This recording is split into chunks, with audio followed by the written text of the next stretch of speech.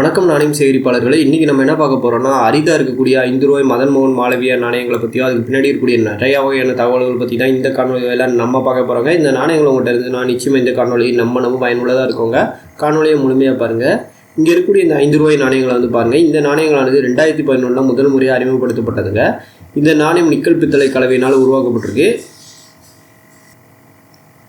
இந்த நாணயத்தோட வெயிட்னு எடுத்துக்கிட்டிங்கன்னா 6 கிராமுங்க. இந்தியாவில் பொது ஊதியத்திற்காக ₹5 நாணயங்களோ அதே போல் சேகரிப்பாளர்களுக்காகவே ₹150 நாணயங்களோ வெளியிடப்பட்டிருக்குங்க.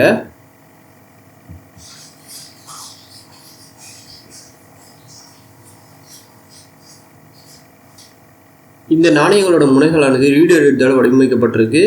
படுக்கவசமாக ஒத்து பார்த்தோம்னா இப்படி கோடு கோடாக இருக்கிற மாதிரி இருக்குங்க. இதுதான் ரீடர் ஹெட்னு சொல்லுவாங்க.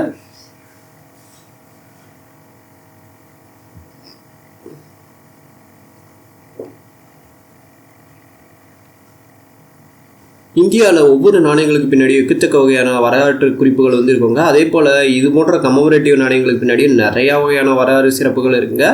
அதில் நம்ம முக்கியமான ஒரு வரலாறுறாங்க இந்த மதன் மோகன் மாளவியா அவர்களோட வரலாறுகளை நம்ம சொல்லலாங்க. யார் இந்த மதன் மோகன் மாளவியான்னு கேட்டிங்கன்னா, இந்திய சுதந்திர போராட்டத்தில் நம்ம முக்கியத்துவம் வாய்ந்த பங்கு வகித்தவர்னு சொல்லலாங்க. இந்திய சுதந்திர போராட்டத்து மட்டும் இல்லாமல் நம்ம நாட்டோடைய வளர்ச்சியிலையும் நம்ம முக்கியமான பங்கு வகித்தார்னு சொல்லலாங்க. இவர் சேர்ந்த ஒரு முக்கியமான 3 விஷயங்கள் இந்த காணொலி வேலை நம்ம பார்ப்போங்க. அதில் நம்ம முக்கியமான ஒன்று பார்த்திங்கன்னா, பனாரஸ் ஹிந்து பல்கலைக்கழகங்களை உருவாக்குனதில் நம்ம முக்கியமான பங்கு வகித்தவரில் இவரும் ஒருத்தருங்க. உலக லெவலில் இருக்கக்கூடிய பெரிய பல்கலைக்கழகங்களில் இதுவும் ஒன்றுங்க. அதனாலேயே பார்த்திங்கன்னா இந்த பல்கலைக்கழகங்கள் நம்ம ஃபேமஸ்னு சொல்லலாங்க. அடுத்ததாக 2வதாக நீங்கள் எடுத்துக்கிட்டிங்கன்னா, ஹிந்துஸ்தான் டைம்ஸுங்கிற நாளிதழ்கள் பார்த்திங்கன்னா இன்றைக்கும் நம்ம ஃபேமஸாக இருக்குங்க. அந்த நாளிதழ்களில் 20 ஆண்டுகளுக்கு மேலே தலைவராக இருந்திருக்காருங்க. அடுத்ததாக நம்ம இந்திய தேசிய காங்கிரஸ் கட்சியில் 3 முறை தலைவராக இருந்திருக்காரு. இப்படி பார்த்திங்கன்னா பன்முக திறமை கொண்டு நம்ம நாட்டோட வளர்ச்சியில் எந்தெந்த துறையில் தான் பார்த்திங்கன்னா பெரிய லெவலில் பங்கு வகிக்க முடியுதோ அந்தந்த துறைகளில் இவரோட பங்களிப்பு ரொம்ப பெரிய லெவலில் இருந்துன்னு சொல்லலாம். இப்படிப்பட்ட இவர் பிறந்த 150 ஆண்டுகளை நினைவு கூறும் விதமாக தான் இந்த நாணயங்களானது வெளியிடப்பட்டிருக்குங்க.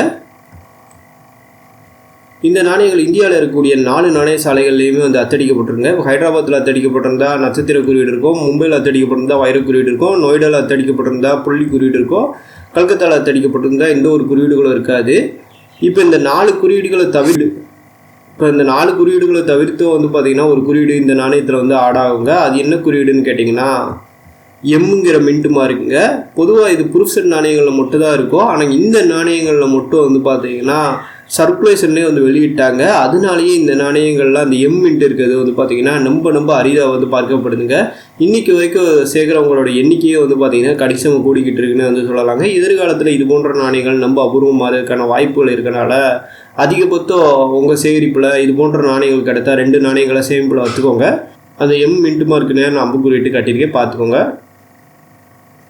இந்த காணொலி பிடிச்சிருந்தால் மறக்காமல் லைக் பண்ணுங்கள். இது போல் காணொலிகளை நீங்கள் தொடர்ந்து பார்க்க நம்ம இந்தியன் ஹாபி தமிழ் சேனலை சப்ஸ்கிரைப் பண்ணிக்கோங்க. என்னோட மோனோ ட்விட்டர் மற்றும் இன்ஸ்டாகிராமில் பின்தொடர்ந்தால் கீழே இருக்கும் வீடியோ ஏற்றுக்கொள்ளுங்கள். வரலாற்று தகவல்கள் தொடரும். நன்றி.